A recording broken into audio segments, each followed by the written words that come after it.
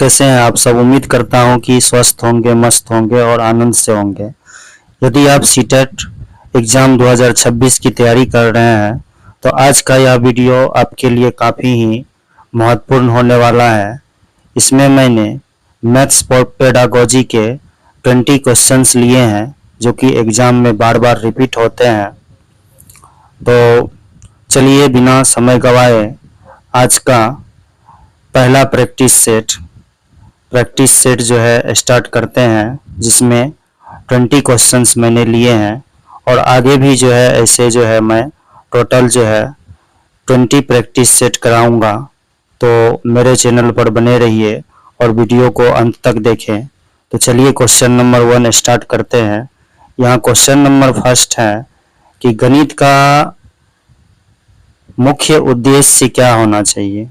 गणित का मुख्य उद्देश्य क्या होना चाहिए? केवल सूत्र याद करवाना? तो केवल सूत्र याद करने से जो है गणित नहीं बनता। गणितीय सोच और तर्क क्षमता विकसित करना। गणितीय सोच और तर्क क्षमता विकसित करना, तो ये ऑप्शन सही है। केवल परीक्षा में अंक प्राप्त करना, ये गलत हो जाएगा। कठिन प्रश्नों का अभ्यास करना, यह भी क्या हो जाएगा? गलत हो जाएगा। तो यहाँ पे ऑप्शन नंबर बी जो है वो करेक्ट हो जाएगा। चलिए नेक्स्ट क्वेश्चन देखते हैं। यहाँ नेक्स्ट क्वेश्चन है प्राथमिक स्तर पर गणित। प्राथमिक स्तर पर गणित सीखने का सबसे अच्छा तरीका क्या है? रटने की विधि, गतिविधि आधारित शिक्षण, केवल व्याख्यान देना, केवल गृह कार्य देना। तो यहाँ पे ऑप्शन नंबर बी जो है वो करेक्ट हो जाएगा, यानी गतिविधि आधारित शिक्षण। यानी प्राथमिक स्तर पर गणित सीखने का सबसे अच्छा तरीका होता है कि गतिविधि आधारित जो है शिक्षण हो, जिससे कि बच्चे जो है आसानी से प्रश्न को सीख पाते हैं। चलिए नेक्स्ट क्वेश्चन देखते हैं। यहाँ नेक्स्ट क्वेश्चन है कि गणित में बच्चों की गलतियों को शिक्षक को किस रूप में देखना चाहिए? और सफलता के रूप में? तो असफलता के रूप में नहीं देख सकते, सीखने के अवसर के रूप में। तो ये सही है, मतलब जो है गणित में बच्चों की गलतियों को शिक्षक को जो है सीखने के अवसर के रूप में देखना चाहिए, क्योंकि हर एक इंसान जो है गलती करता है और हर एक बच्चे गलती करते हैं और गलती करके ही सीखते हैं। अनुशासनहीनता के रूप में ये गलत हो जाएगा। समय की बर्बादी के रूप में ये भी ऑप्शन गलत हो जाएगा। तो ऑप्शन नंबर बी के साथ चले जाएंगे। चलिए नेक्स्ट क्वेश्चन देखते हैं। यहाँ पे गणित शिक्षण में TLM का प्रयोग क्यों किया जाता है? गणित शिक्षण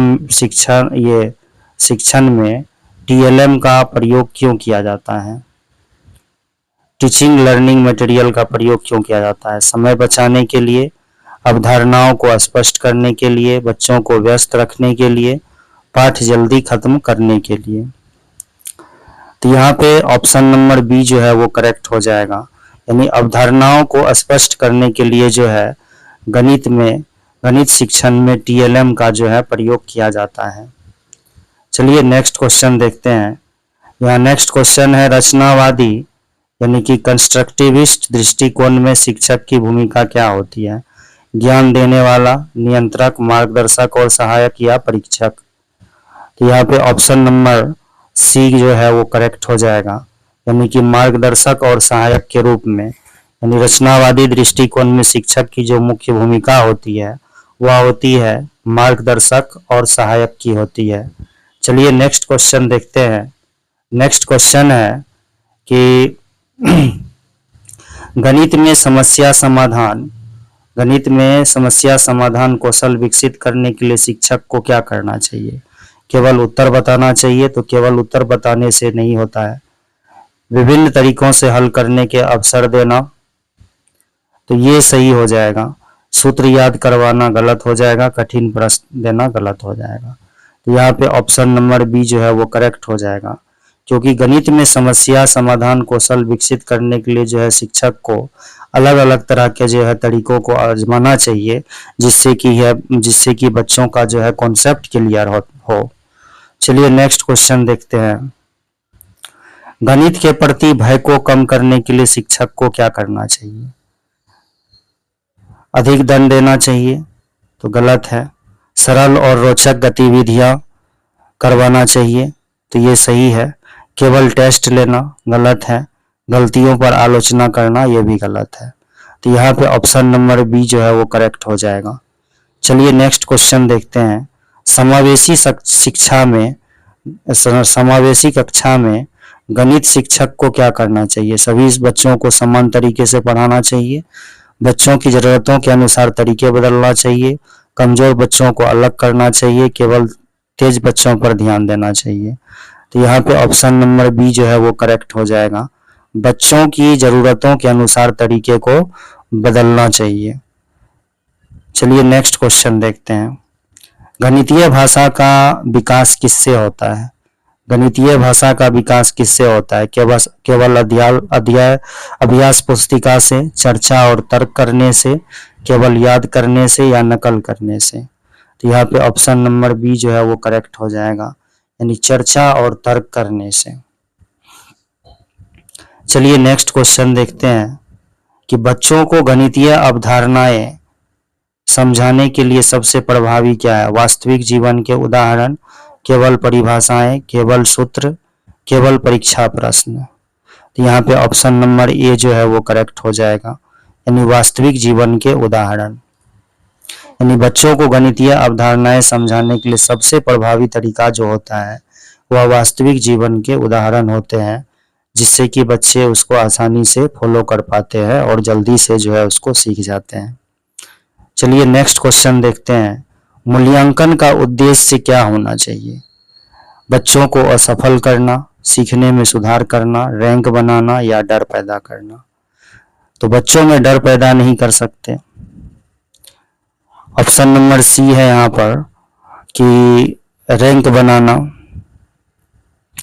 तो ये भी गलत हो जाएगा। यानी सीखने में क्या करना चाहिए? सुधार करना चाहिए।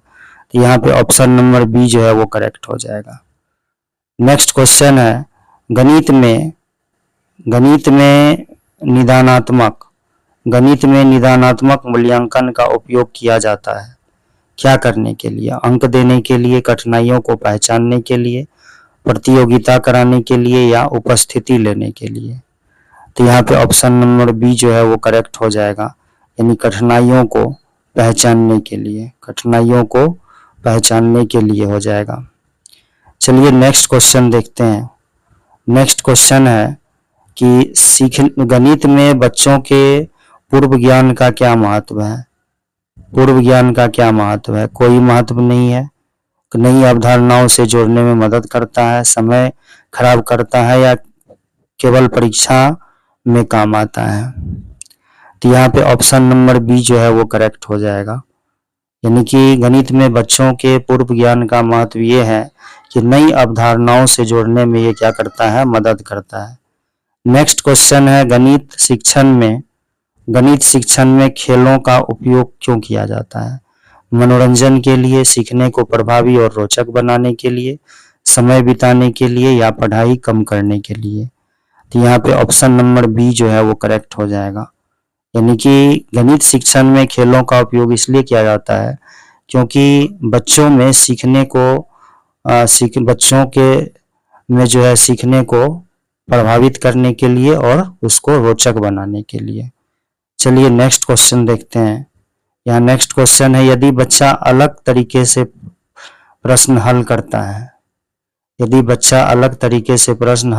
है तो शिक्षक को क्या करना चाहिए? उसे गलत कहना चाहिए, उसे तरीके को समझाना चाहिए, उसे रोक देना चाहिए, उसे दंड देना चाहिए? तो यहाँ पे ऑप्शन नंबर बी जो है वो करेक्ट हो जाएगा। हमारे चैनल पर बने रहने के लिए हमारे चैनल को सब्सक्राइब करें, वीडियो को लाइक और शेयर करें। चलिए नेक्स्ट क्वेश्चन देखते हैं कि गणित में अभिव्यक्ति और तर्क क्षमता विकसित करने के लिए क्या आवश्यक है? प्रश्न पर चर्चा करना, केवल लिखित कार्य करना, केवल याद करना, केवल नोट्स बनाना? तो यहाँ पे ऑप्शन नंबर ए जो है वो करेक्ट हो जाएगा, यानी प्रश्नों पर चर्चा करना। चलिए नेक्स्ट क्वेश्चन देखते हैं। गणित में कमजोर बच्चों के लिए शिक्षक को क्या करना चाहिए? उसे नजरअंदाज कर देना चाहिए, अतिरिक्त सहायता और अभ्यास देना चाहिए, उन्हें कक्षा से बाहर करना चाहिए या केवल परीक्षा लेना चाहिए? तो यहाँ पे ऑप्शन नंबर बी जो है वो करेक्ट हो जाएगा, यानी अतिरिक्त सहायता और अभ्यास देना चाहिए। चलिए नेक्स्ट क्वेश्चन देखते हैं। गणित शिक्षण में स्थानीय सामग्री का उपयोग क्यों किया जाता है? खर्च बढ़ाने के लिए, सीखने को अनुभवात्मक बनाने के लिए, समय खराब करने के लिए, या केवल सजावट के लिए? तो यहाँ पे ऑप्शन नंबर बी जो है वो करेक्ट हो जाएगा, सीखने को अनुभवात्मक बनाने के लिए। यानी स्थानीय सामग्री का प्रयोग इसलिए किया जाता है कि सीखने को क्या बनाया जाए, अनुभवात्मक बनाया जाए। चलिए नेक्स्ट क्वेश्चन देखते हैं। एक अच्छे गणित शिक्षक की क्या विशेषता होती है? एक अच्छे गणित शिक्षक की क्या विशेषता होती है? केवल तेज गति को पढ़ाना, बच्चों की सोच को समझना, कठिन भाषा का प्रयोग करना, केवल किताब पढ़ना? ये क्वेश्चन जो है होमवर्क के लिए है। आप लोग इसका आंसर जो है कमेंट बॉक्स में जरूर बताएं। चलिए नेक्स्ट क्वेश्चन देखते हैं। गणित में अवधारणा निर्माण के लिए सबसे जरूरी क्या है? गणित में अवधारणा निर्माण के लिए सबसे जरूरी क्या है? रटना, अनुभव और गतिविधियां, डर या अधिक गृह कार्य? तो यहाँ पे ऑप्शन नंबर बी जो है वो करेक्ट हो जाएगा, यानी अनुभव और गतिविधियां। Thanks for watching this video. हमारे चैनल पर बने रहने के लिए हमारे चैनल को सब्सक्राइब करें, वीडियो को लाइक और शेयर करें। Thank you, have a good day.